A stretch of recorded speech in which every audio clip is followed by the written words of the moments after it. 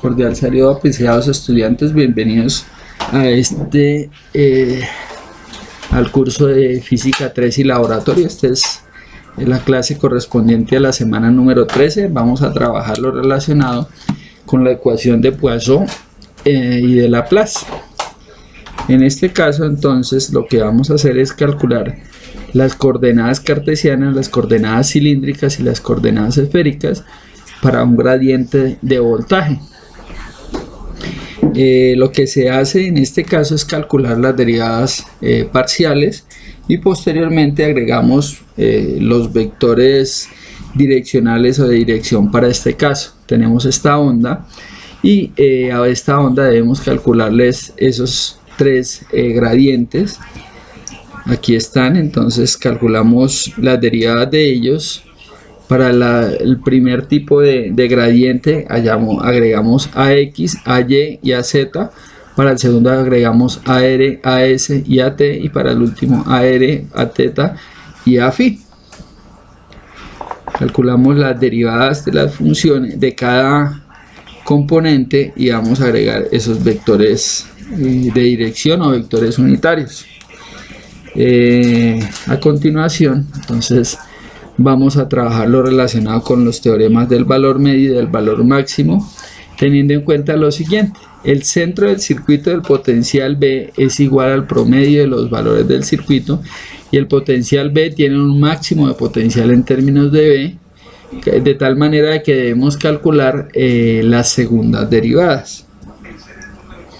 Tenemos esta función que es 4x a la 4 más 6y a la 5 más 2z a la 6.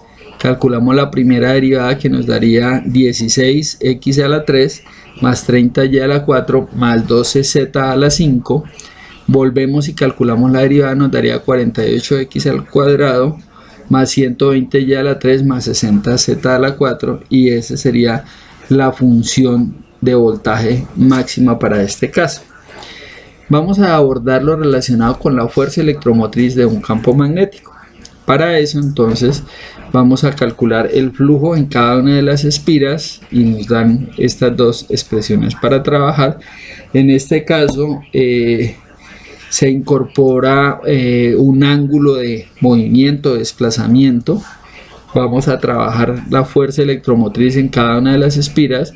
Para este sistema, que tiene una corriente de 4.78 amperios, un conductor de longitud de 4.56 metros,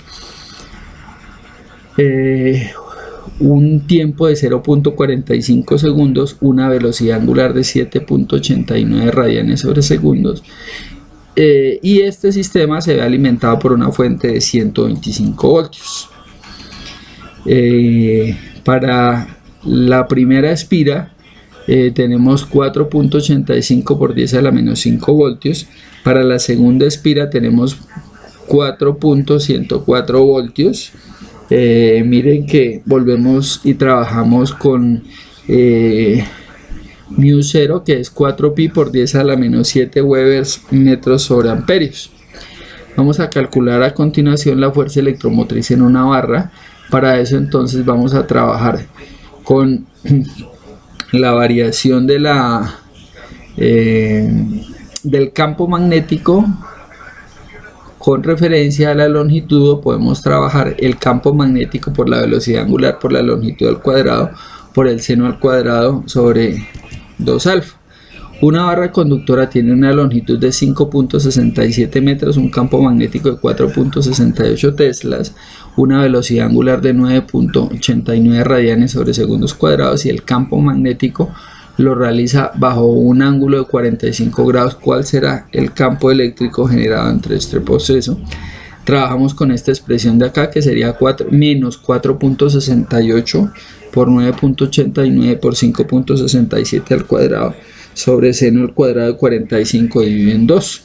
Me da menos 368.61 voltios. Y en este caso queda negativo porque el voltaje se genera al interior del sistema. A continuación vamos a trabajar lo relacionado con el campo eléctrico y la corriente eléctrica en una espira. Tenemos una espira en movimiento de la cual se genera un campo magnético. Si el conductor tiene una longitud L, un radio R y circula un voltaje V durante un tiempo dt, por tanto tendrá un voltaje y una corriente equivalentes a estas expresiones. Entonces en ambos casos nos van a quedar negativas.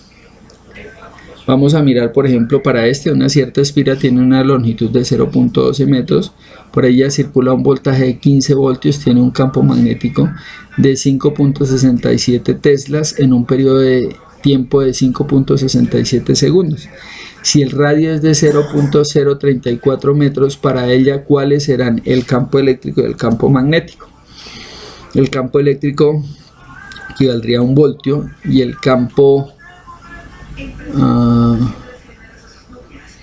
sería equivalente, y el otro campo sería menos 5.67 teslas por 0.2 dividido en 15 sobre 0.034 me daría menos 300.18 amperios, y el campo eléctrico me daría menos 1 voltio. Vamos a mirar qué sucede con el núcleo toroidal. Este núcleo toroidal tiene una permeabilidad relativa μ sub r.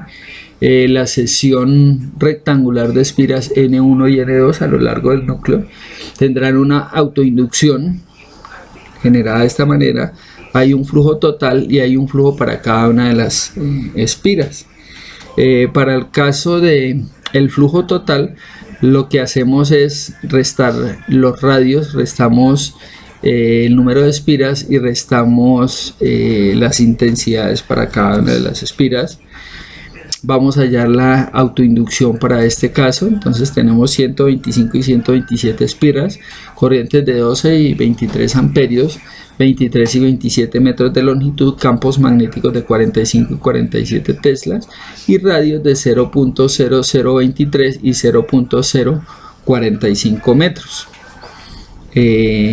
Para el primero entonces tendríamos 125 por 12 en 23 me daría 65.22 amperios sobre metros, 127 por 23 dividido en 27 me daría 108.20 amperios sobre metros.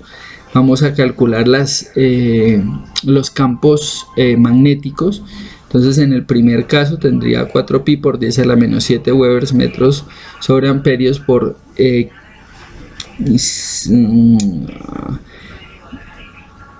15, 625 por 12 en 628 me daría 0.0375 Weber sobre metros. La intensidad para la primera espira sería 45 dividido en 23 por el logaritmo natural de 1.956, eso me daría 0.350 teslas sobre metros. Y para el otro caso serían 47 teslas dividido en 27 me darían 1.740 teslas sobre metros. Vamos a establecer el coeficiente de inducción. Entonces lo vamos a trabajar para un campo paramagnético. Estos campos paramagnéticos están relacionados con campos magnéticos que tienen la capacidad de atracción pero no tan fuerte como la que tienen otro tipo de mecanismos y de organismos. Tendrán un coeficiente de autoinducción dados por la siguiente expresión. Vamos a trabajar con esa y vamos a mirar, se calcula el flujo magnético, el coeficiente de autoinducción. Tenemos un núcleo paramagnético de 340 espiras, una corriente de 15 amperios, una densidad de 0.0089, una área de 123 metros cuadrados. Si el trayecto es de 1.25 metros bajo un ángulo de 27 grados, vamos a hallar ese coeficiente de autoinducción. 340 sobre 15 dividido entre 6.28 por 0.0089, eso me da 92.727 amperios sobre metros. Vamos a calcular la inductancia en el primero. Entonces serían 4pi por 10 a la menos 7 Webers metros por amperios, 1 más 25, logaritmo natural de 1.23 metros dividido entre 0.055. Eso me daría 1.10 por 10 a la menos 5 Webers amperios sobre metros. Vamos a calcular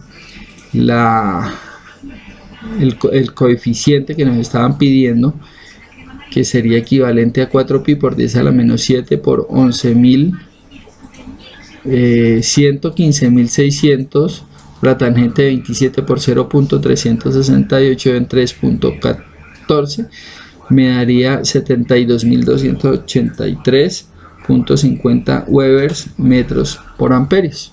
Voltaje de inducción,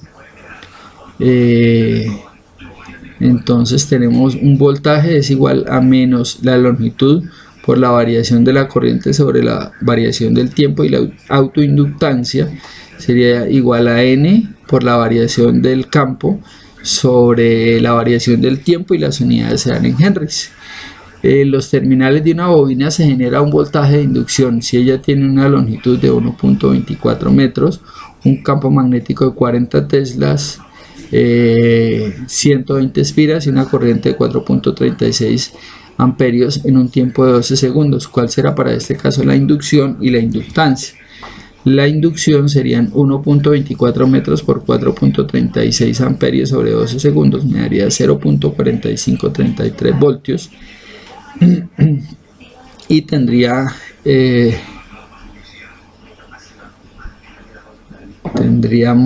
12.040 teslas dividido entre 12 me daría 400 henrys. Vamos a establecer la inductancia interna, y en este caso entonces tenemos una correlación entre la inductancia interna y la externa, que equivalen a μ0 y por R sobre 2pi por el área al cuadrado. Tenemos un inductor cuya corriente es de 14 amperios, un radio de 0.0034 metros y un área de 1.24 metros. La inductancia para este caso sería equivalente a 4pi por 10 a la menos 7 por 14 por 0.034 entre 6.28 por 1.24 me daría 1.50 por 10 a la menos 7 teslas. Miremos las propiedades de los solenoides. Por ejemplo, para calcular el campo magnético de una función de magnetización M, dado un cilindro, se relacionan los cosenos de las espiras, se multiplican por la corriente, por el número de espiras, por la constante de 4pi por 10 a la menos 7 Webers metros sobre amperios, y además para una bobina paramagnética trabajamos con H de 6 por 10 a la 4 amperios sobre metros, y el campo magnético entonces equivaldría a μ1 más x a la n por h. Miremos para una barra paramagnética de 4.45, a ver cuál será su valor. Entonces serían 4pi por 10 a la menos 7 Webers metros sobre amperios por 4.45 por 6 por 10 a la 4 amperios sobre metros, me daría 33.53 teslas. Por el momento no es más. Muchísimas gracias, muchos éxitos.